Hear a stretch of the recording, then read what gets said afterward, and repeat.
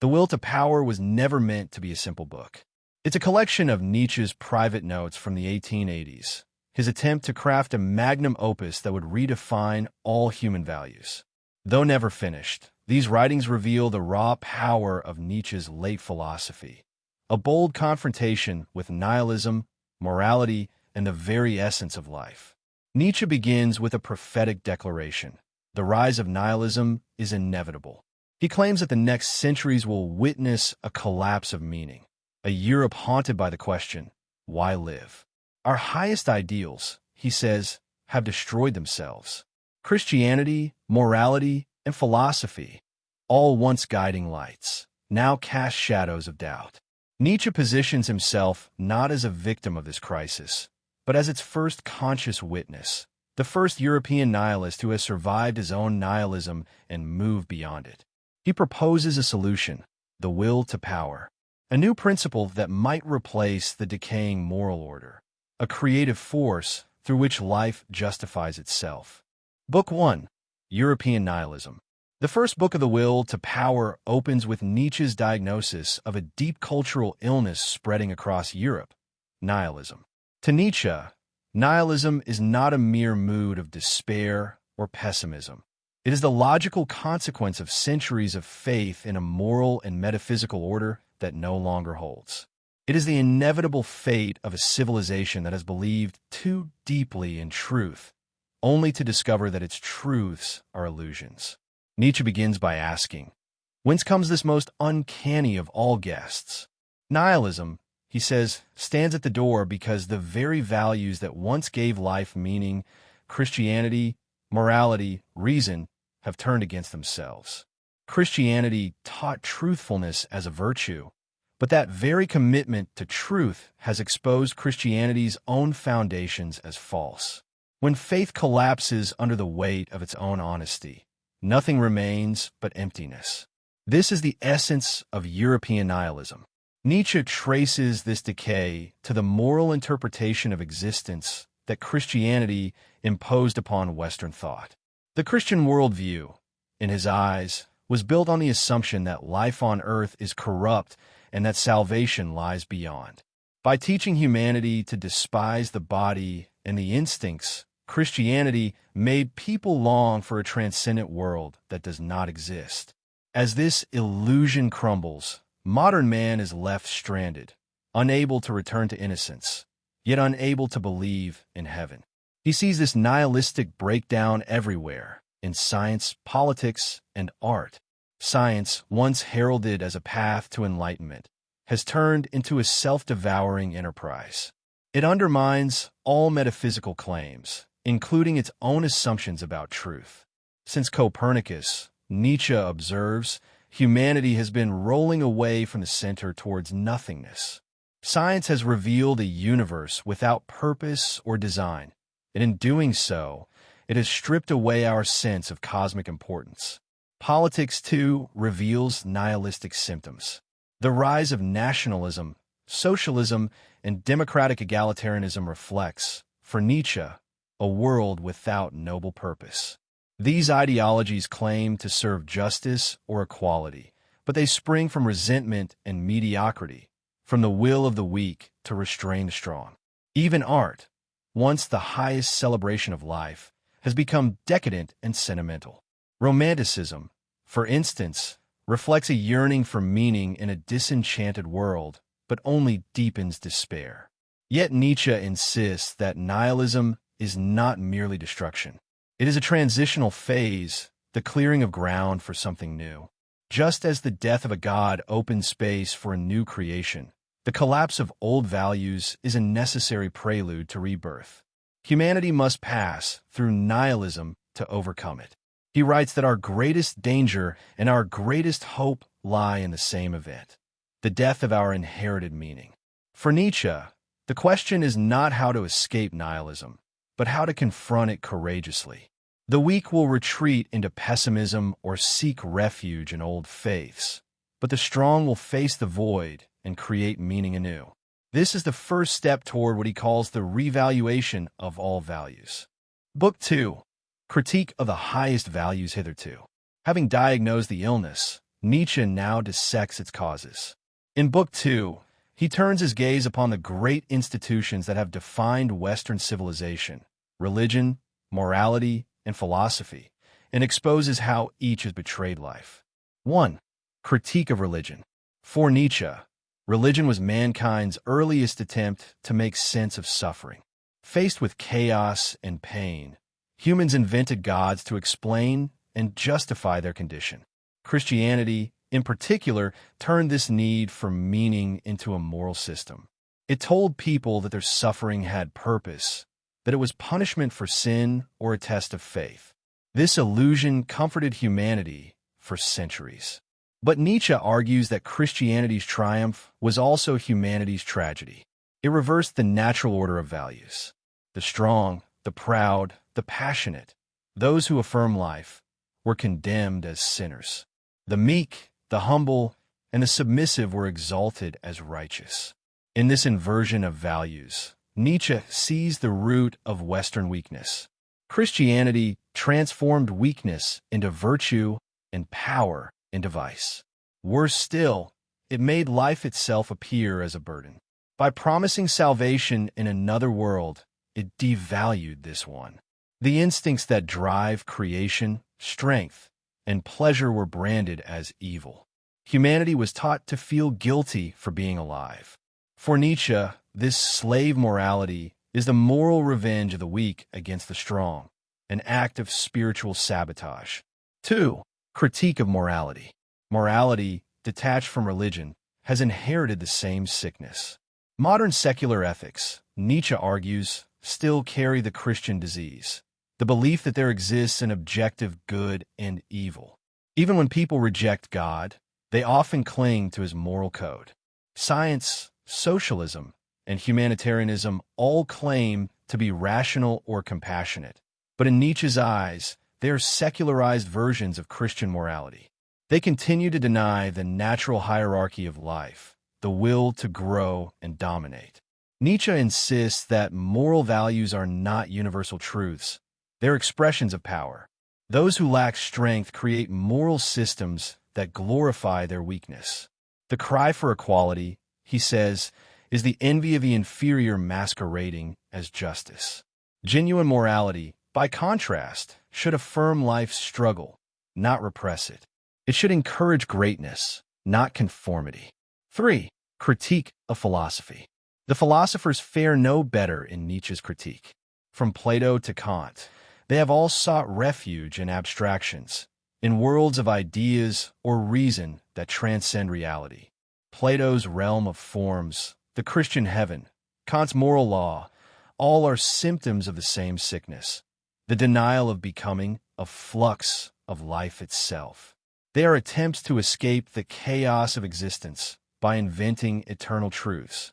Nietzsche exposes philosophy as a disguised form of fear, fear of uncertainty, fear of instinct, fear of the body. The philosopher, pretending to pursue truth, is often driven by a need for control. He seeks to impose order on the wildness of life, to make the world safe for reason. But in doing so, he murders its vitality. Nietzsche envisions a new type of thinker, one who embraces uncertainty, contradiction, and the play of forces. A philosopher who affirms life rather than denies it. This, he hints, will be the foundation for a new kind of wisdom, one no longer rooted in morality or metaphysics, but in power, creativity, and courage.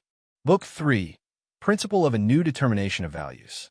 After dismantling the traditional pillars of Western thought in the earlier sections, Nietzsche's attention now turns to the monumental task of creation, the revaluation of all values. Having shown that the old systems of morality, religion, and philosophy were built upon denial and weakness, Nietzsche now proposes a new principle, the will to power. It is not merely a metaphysical concept, but a living pulse, the creative and dynamic force that animates all existence. The will to power, according to Nietzsche, is the essence of life itself. Every organism, every individual, every society, even the universe, is driven by an unending striving to expand, to assert itself, and to overcome obstacles. This striving is not about domination in the crude sense of tyranny, but about growth, mastery, and self-overcoming. Where other philosophies seek stability, Nietzsche seeks movement. Where others dream of peace, he celebrates struggle as the source of vitality. 1. The will to power as knowledge. Nietzsche begins by redefining what we call knowledge. In the traditional view, knowledge is about discovering objective truth, something that exists independently of us. Nietzsche demolishes this assumption. Truth, he says, is not a mirror of reality, but a human creation born from the will to power. Our concepts, categories, and scientific systems are not neutral reflections of the world. They're tools forged by human beings to master it. Even the pursuit of truth, Nietzsche claims, is a form of will to power. The philosopher, the scientist, the artist, each seeks to impose order on chaos, to shape the world in accordance with their own vision.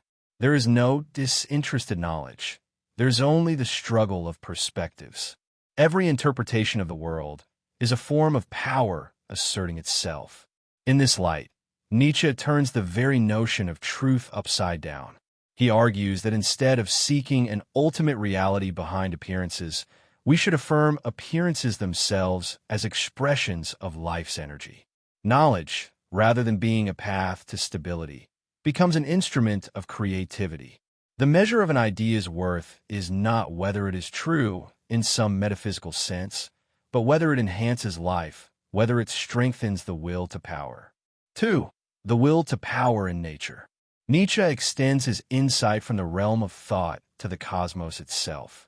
The universe, he suggests, is not a machine governed by cold, mechanical laws, but a dynamic field of forces in perpetual conflict and transformation. Drawing inspiration from thinkers like Boscovich, Nietzsche replaces the concept of substance with that of force. Everything that exists, from stars to atoms, from plants to people, is an expression of the will to power. Nature, then, is not harmonious but agonistic. It is an eternal play of creation and destruction, of forces pushing and pulling against each other. Growth is born from tension, life from struggle. Nietzsche rejects both the religious idea of a divine creator and the scientific idea of a passive, law-bound universe. Instead, he envisions a world in constant self-overcoming, a cosmos that wills itself into being again and again. In this view, there is no final goal or ultimate purpose to nature. The universe is not progressing toward perfection. It is simply expressing itself endlessly. Every victory is temporary. Every order eventually gives way to chaos. And from chaos, new order emerges. To live in harmony with this reality is to embrace life's impermanence and to see change not as a threat, but as the essence of existence itself. 3. The will to power as society and individual. Human societies, Nietzsche argues, are also governed by the same principle. Every culture, every social order is an arena of competing wills to power. History, he suggests, is not a march toward moral progress, but a continual struggle between those who seek to create values and those who submit to them. For Nietzsche, power is not merely political or economic. It is spiritual and creative. The great individuals of history, artists, philosophers, conquerors, reformers, are not servants of morality or reason, but expressions of this will. They are driven by an inner compulsion to shape the world in their own image, to give birth to new forms of existence. At the same time, Nietzsche warns that most people lack this creative strength. The majority seek safety, comfort, and order.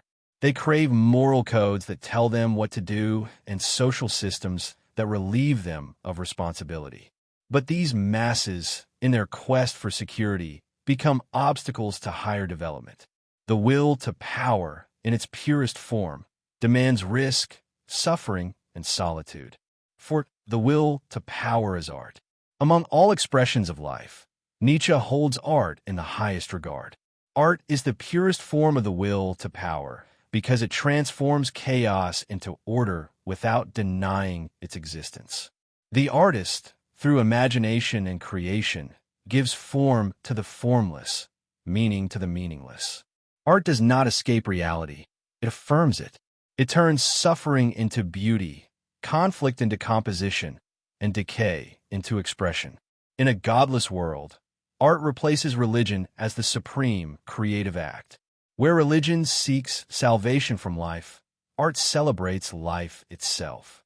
The artist becomes a kind of god, not one who rules the world from above, but one who creates worlds from within.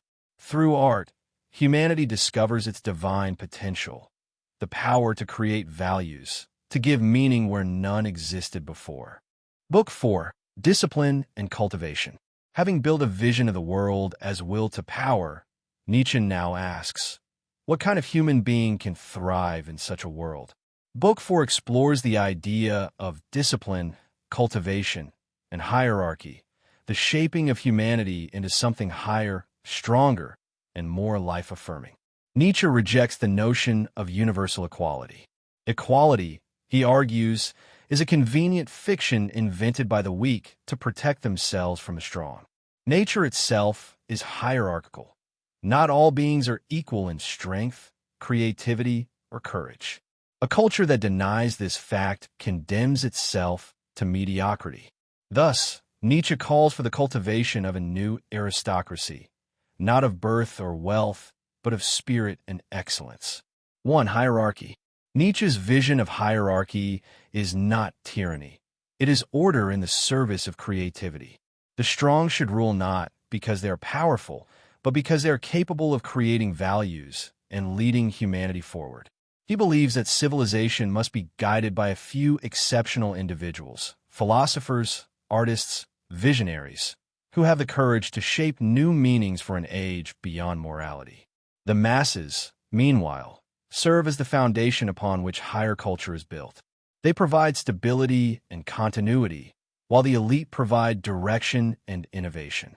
This dynamic, Nietzsche insists, has always been the engine of civilization. To deny it in the name of equality is to deny the very principle of life itself. 2. Dionysus. At the heart of Nietzsche's new ideal stands Dionysus, the ancient Greek god of ecstasy, passion, and creative destruction.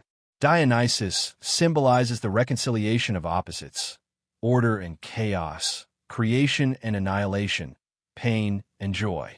To embrace the Dionysian spirit is to affirm existence in its totality, without flinching from its cruelty or its beauty. The Dionysian human, for Nietzsche, is one who dances on the edge of the abyss, who says yes to life in all its suffering and grandeur. This figure is not bound by morality or fear. He creates, destroys, and recreates himself endlessly. Through Dionysus, Nietzsche imagines the rebirth of culture, a world in which art, vitality, and courage replace guilt, restraint, and dogma. 3. The eternal recurrence. One of Nietzsche's most haunting ideas resurfaces here, the eternal recurrence. Imagine, he says, that a demon whispers to you that you must live your life again and again, infinitely, exactly as it is, every pain, every joy, every choice repeated eternally. Would you curse the demon, or would you bless him? This question is not metaphysical, but existential. It tests the strength of one's spirit. To affirm the eternal recurrence is to embrace life completely. It means saying yes to everything, even suffering, as necessary and beautiful. Only the strongest, those who have mastered themselves, can bear such a thought. It is the final measure of greatness, the ability to love one's fate, amor fati, to will one's life eternally. Nietzsche's will to power ends not with despair, but with a challenge. To survive nihilism, humanity must become its own creator. The old gods are dead, but new gods can arise from within us. The will to power is not about domination over others. It's about mastery of self, the courage to affirm life without illusion. Nietzsche calls us to a future where man becomes the artist of his own existence, a being who shapes destiny with his own hands. The Will to Power is not a book of answers. It's a call to arms for the human spirit. Nietzsche's words burn with the intensity of a man who saw the death of all old truths and still refused to kneel before despair. He invites us to do the same, to embrace struggle, to create, and to live dangerously. Because, in the end, life itself is will to power and nothing besides.